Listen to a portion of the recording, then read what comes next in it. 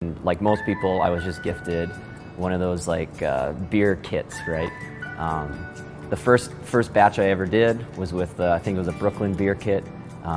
Did it in the kitchen. It was a gift, and the beer was terrible. It tasted like soap. It was not good at all. And honestly, I think that's partly why I just got so hooked on it, because it turned out so bad. I was like, no man, I can do this better. I can do this better. And it just grew. So it was from that kit to starting to buy, 5-gallon pots, to getting giant coolers where I could do, mash tun for double batches. So I'm doing 10 gallons at home on my stove. And then that just kind of grew into what's behind us, which is 300-gallon pots. So it was January 2016, I remember there was a big snowstorm that sort of shut down the entire federal government. And I had a hop paper that I had printed out weeks before from Peter Wolf, and it was about the extraction of dry hopping, essentially.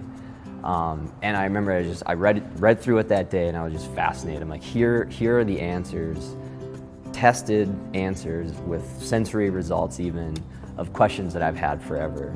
For the rest of that snow day, I just was on the internet trying to find every study I could on hopping, dry hopping I think in particular, and ended up at that day kind of summarizing everything I learned, wrote my first blog post that was sort of academic based, and it went over really well.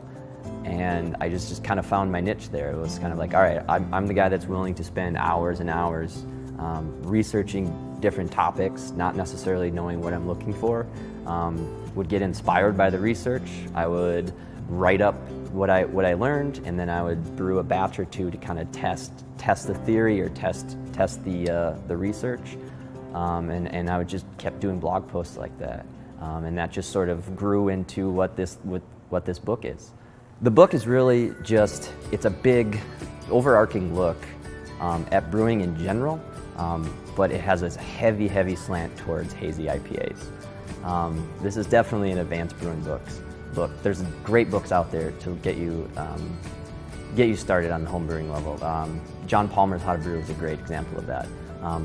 This book is assuming you kind of already know the terminology, you understand the process, but now let's look deeper into each one of those process steps. And so a basic knowledge is needed, but a thirst for more is also kind of required for this book.